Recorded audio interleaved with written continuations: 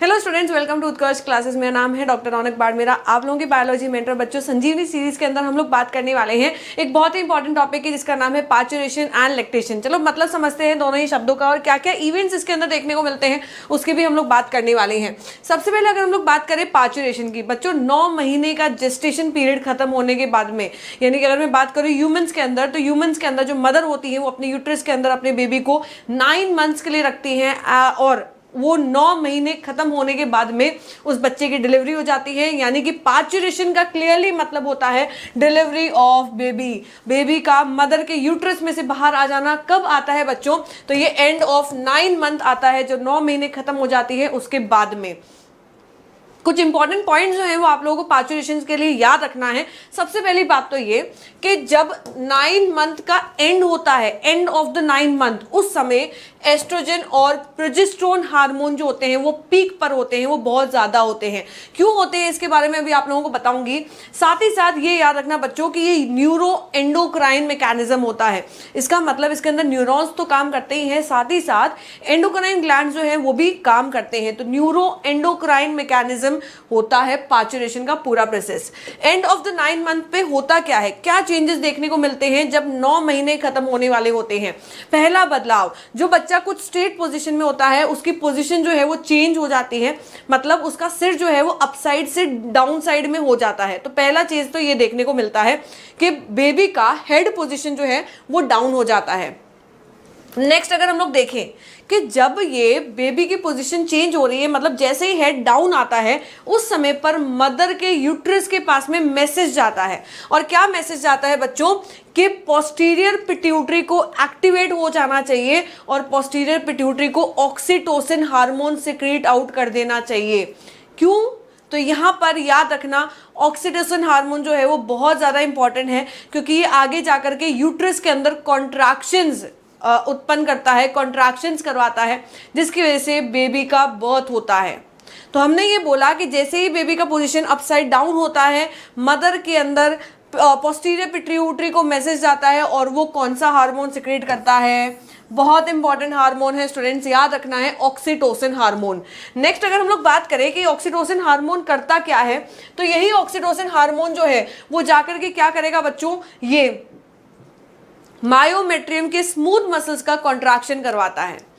But उससे पहले एक बहुत ही इंपॉर्टेंट पॉइंट मैं आप लोगों को बता देना चाहती हूं कि 9 मंथ के एंड में हमने ये बोला कि एस्ट्रोजन और प्रोजेस्टेरोन पीक पर होता है। प्रोजेस्टेरोन को तो प्रेगनेंसी हार्मोन कहा ही जाता है, प्रेगनेंसी को मेंटेन करने का काम करता है, पर एस्ट्रोजन जो 9 मंथ के एंड में जो पीक पर जाता है वो क्या करता है बच्चों?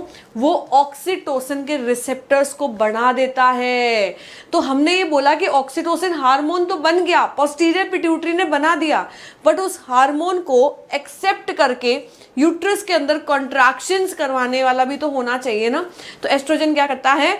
यूट्रस के मायोमेट्रियम के ऊपर रिसेप्टर्स को प्रोड्यूस करवाता है, वहां पर आकर के जुड़ता है ऑक्सीटोसिन हार्मोन और फिर उसकी वजह से यूट्रस के अंदर कॉन्ट्रैक्शंस उत्पन्न होते हैं, कॉन्ट्रैक्शंस होना स्टार्ट हो जाते हैं और उसकी वजह से बच्चों बेबी का जन्म होता है। और यही होता है पार्चुरेशन के अंदर। तो पार्चुरेशन के अंदर 3 हार्मोन जरूर याद रखना, एस्ट्रोजन, प्रोजेस्टेरोन और एस्ट्रोजन। अगर हम लोग बात करें पार्चुरेशन के फेजेस की, तो 3 फेज होते हैं, फेज ऑफ डायलेशन, एक्सपल्शन और आफ्टर बर्थ। तो ये तीनों फेजेस जो हैं वो पार्चुरेशन के समय देखने को मिलते हैं। बात करते हैं हम लोग लैक्टेशन की। चलो बच्चा, बेबी का जन्म हो गया, बेबी बॉर्न हो गया, उसके बाद में क्या?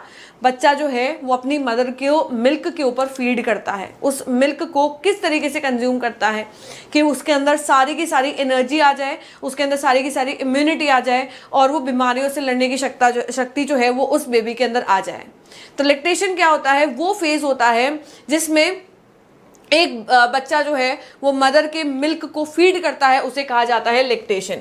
अब अगर हम लोग बात करें मदर की साइड से कि मदर की बॉडी के अंदर क्या क्या चेंज देखने को मिलते हैं इस फेज के समय, यानी कि लैक्टेशन फेज के समय, तो सबसे पहले बात, प्रोलैक्टिन और HCS ये दोनों ही हार्मोन जो होते हैं बेटा वो मिल्क प्रोडक्शन का काम करवाता है। किसका? मिल्क प्रोडक्शन का काम करवाता है। कौन करता है मिल्क प्रोडक्शन? प्रोलैक्टिन और HCS जो होता है वो करता है मिल्क प्रोडक्शन का काम। पर हाँ, यहाँ पर जरूर याद रखना कि प्रोलैक्टिन जो होता है प्रोलैक्टिन हार्मोन जो होता है वो बच्चे के जन्म के बाद में सिक्रीट होता है, यानी कि आफ्टर चाइल्ड बर्थ।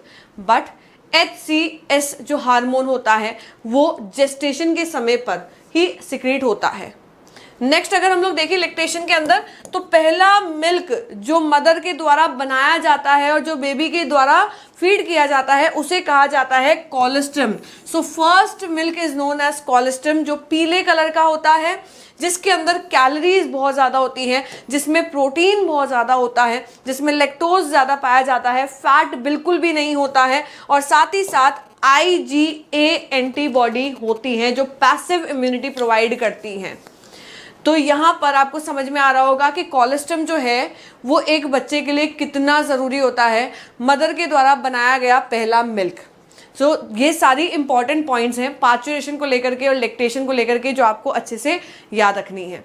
अब हम लोग बात करते हैं गणतंत्र दिवस के मौके की। तो सबसे पहले तो आपको और आपके पूरे परिवार को मेरी तरफ से और पूरे उत्कर्ष की तरफ से गणतंत्र दिवस की बहुत बहुत शुभकामनाएं। तो बच्चों ये दिवस जो है वो बहुत ही ज़्यादा स्पेशल है, और आप लोगों को पता है कि उत्कर्ष ऐसे दिवस के उपलक्ष्य में हमेशा अपने विद्यार्थियों के हित में कुछ ना कुछ लेकर के आता रहता है। तो इस गणतंत्र दिवस के उपलक्ष्य में आप लोगों के लिए तिरंगा महोत्सव जो है वो उत्कर्ष लेकर के आया है, जो चलने वाला है 23 जनवरी से लेकर के 28 जनवरी तक, जिसमें आप लोगों को उत्कर्ष आपके BSc नर्सिंग एंट्रेंस एग्जामिनेशन के सभी ऑनलाइन कोर्सेज पर मिलने वाला है अप टू 90% तक का डिस्काउंट, और साथ ही साथ 3 महीने की एक्स्ट्रा कोर्स वैलिडिटी।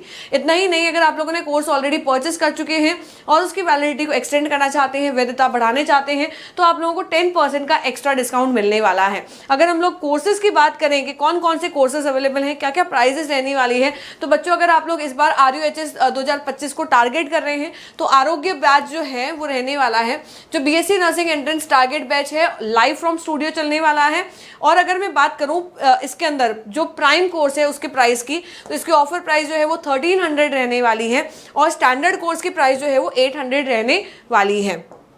अगर आप लोग एम्स 2025 को टारगेट कर रहे हैं तो उसके लिए आरोग्य बैच के प्राइम कोर्स की जो प्राइस रहने वाली है वो है 1400, और स्टैंडर्ड कोर्स की जो प्राइस रहने वाली है वो है 900। अगर आप लोग यूपी से बिलोंग करते हैं और यूपी सीनेट वाला एग्जाम अगर आप लोग टारगेट कर रहे हैं तो उसके लिए बच्चों आरोग्य यूपी सीनेट 2025 वाला बैच जो है, टारगेट बैच जो है वो स्टूडियो से चलने वाला है आप लोगों के लिए। और अगर मैं बात करूँ उसके प्राइम कोर्स की तो उसकी प्राइस रहने वाली है 1700, और अगर मैं स्टैंडर्ड कोर्स की प्राइस की बात करूं तो वो रहने वाली है 1200। अगर हम लोग बात करें बच्चों की, काफी बच्चों को एक कंफ्यूजन होता है कि मैम स्टैंडर्ड कोर्स और प्राइम कोर्स में क्या डिफरेंस है, तो चलो देख लेते हैं कि इन दोनों कोर्सेज के अंदर क्या डिफरेंस मिलने वाला है, क्या सिमिलरिटीज आप लोगों को देखने को मिलेगी। बात करते हैं बच्चों, अगर मैं बात करूं लाइव और रिकॉर्डेड लेक्चर्स की, तो दोनों कोर्सेज के अंदर रहने वाला है लाइव लेक्चर्स आप लोगों को मिलने वाले हैं, और साथ ही साथ रिकॉर्डेड लेक्चर्स भी आप लोगों को मिलने वाले हैं। DPP और क्लास PDF जो है वो दोनों ही कोर्सेज के अंदर अवेलेबल है। अगर मैं बात करूं वीकली टेस्ट की, तो दोनों ही कोर्सेज के अंदर वीकली टेस्ट जो है वो कंडक्ट होने वाले हैं। हाँ, यहाँ पर डिफरेंस जो है बच्चों वो आपको देखने को मिलेगा डाउट पूछने पर। अगर आप लोगों ने स्टैंडर्ड कोर्स को परचेज कर रखा है तो आप लोग एक दिन में 3 डाउट जो है वो आप लोग पूछ सकते हैं, बट हाँ प्राइम कोर्स के लिए जो ये वाला ऑप्शन है वो अनलिमिटेड रहने वाला है। क्रिएट टेस्ट, तो बच्चों क्रिएट टेस्ट वाला जो ऑप्शन है वो आप लोगों को स्टैंडर्ड में मिल रहा है पर 3 पर डे मिल रहा है, बट यहाँ पर अनलिमिटेड रहने वाला है। वहीं अगर हम लोग बात करें टेस्ट सीरीज की और MCQ बैच की जो बहुत जल्दी स्टार्ट होने वाली है, ये स्टैंडर्ड बैच वालों के लिए अवेलेबल नहीं है, ये सिर्फ और सिर्फ प्राइम स्टूडेंट्स के लिए अवेलेबल है। प्राइम कोर्स परचेज करने पर आप लोगों को ये दोनों ही फीचर्स मिलने वाले हैं, यानी कि टेस्ट सीरीज और MCQ बैच। इतना ही नहीं बच्चों, आप लोगों के लिए एक और भी बड़ा सरप्राइज है। क्या सरप्राइज है वो आप लोगों को कब पता चलेगा, तो उसकी भी मैं आप लोगों से बात करने वाली हूं, पर इस वीडियो के एंड में। यहाँ पर देखना बच्चों, अगर हम लोग बात करें टेस्ट सीरीज की, किसकी बात करने वाले हैं, टेस्ट सीरीज की, क्योंकि हर तैयारी के बाद में टेस्ट सीरीज ज्वाइन करनी बहुत ज़रूरी होती है अपने आप को एनालाइज करने के लिए, अपनी तैयारी को एनालाइज करने के लिए। तो एम्स 2025 BSc वाला जो बैच है उसके लिए टेस्ट सीरीज वाली प्राइस जो है 200 रहने वाली है। RUHS 2025 BSc के लिए 150 रहने वाली है। यूपी सीनेट 2025 BSc के लिए 250 रहने वाली है, और एम्स पैरामेडिकल 2025 के लिए 200 रुपये टेस्ट सीरीज की प्राइस रहने वाली है।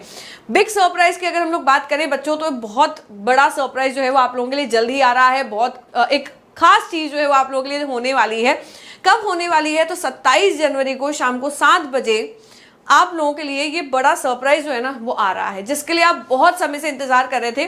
तो 27 जनवरी तक आप लोगों को वेट करना पड़ेगा, शाम को 7 बजे तक हम लोग मिल करके बात करेंगे इस बड़े सरप्राइज के लिए। तो आई होप सो कि आज का वीडियो जो है वो आप लोगों के लिए बहुत ज़्यादा इन्फॉर्मेटिव रहा होगा। ऐसे ही इंटरेस्टिंग से वीडियोज़ के लिए बने रहे इस चैनल पर। Thank you for today's session.